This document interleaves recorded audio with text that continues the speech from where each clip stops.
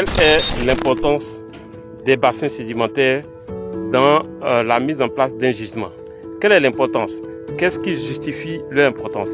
En quoi un bassin sédimentaire peut être intéressant dans le contexte du piégeage, par exemple, d'une substance utile? Nous sommes toujours dans la série de vidéos portant sur les ressources minérales des bassins sédimentaires. Alors, notez que par définition, les bassins même sont des pièges à fluides. Quand vous voyez un bassin, ce sont des pièges à fluides. C'est que les fluides vont avoir tendance à aller au niveau du bassin et ils vont être piégés à ce niveau. Donc, les bassins sont en fait par définition des pièges à fluides. Alors, les bassins constituent les principaux réservoirs d'eau fossile, par exemple, de notre planète. La plupart des eaux fossiles qu'on trouve sur notre planète se trouvent dans les bassins sédimentaires, généralement. Alors, notez aussi que, à ce titre, le fait que ce sont les réservoirs des eaux fossiles, ce sont dès lors,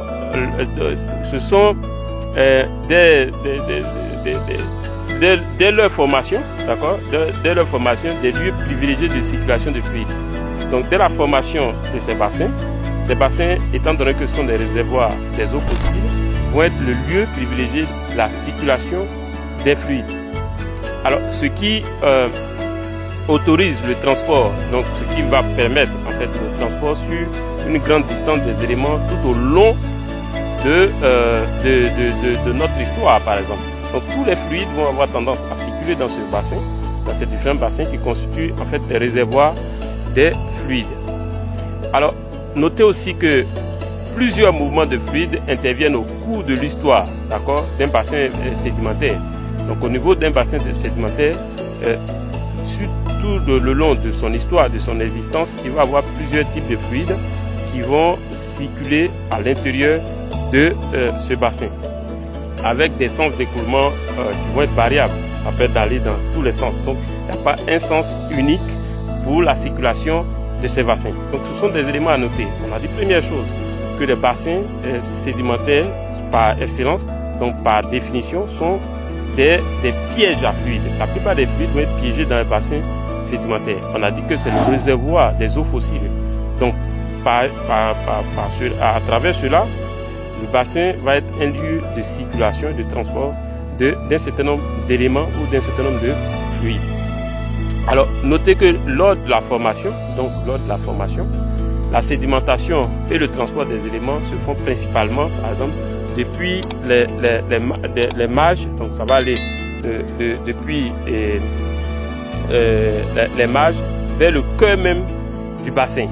Donc, c'est à ce stade, bien sûr, que va se produire le dépôt synthétique, le dépôt syngénétique, j'y arrive. Les dépôts syngénétiques vont se faire à cette période. Alors, que ce soit des métaux, que ce soit des vaporites ou du charbon, et aussi les eaux de pluie vont être encore à ce niveau et peuvent circuler dans la marge lors de ce processus. Alors, donc, je me résume rapidement et notez que lors de la formation du bassin, la sédimentation et le transport des éléments vont principalement se faire des marges vers le cœur du bassin. Et nous avons aussi dit que le bassin est le lieu privilégié de la circulation des fluides. C'est d'ailleurs par excellence le lieu de piégeage des fluides et les bassins sont les principaux réservoirs des eaux fossiles. Et donc, par conséquent, la circulation de ces eaux va se faire au sein de ces bassins depuis les marges vers le cœur même. Donc, ça va aller vers l'eau va circuler ou les fluides vont circuler des marges vers le cœur même du bassin versant.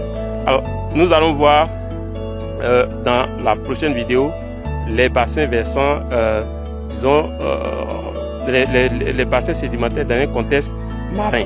On va voir le contexte marin, donc le milieu, disons, marin, et ce qui se passe. On va donner quelques définitions, quelques informations qui vont expliquer le piégeage des ressources minérales. Si cette vidéo vous a plu, on se retrouve dans une autre vidéo.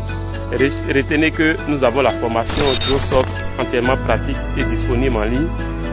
je vais mettre le lien du formulaire au bas de cette vidéo.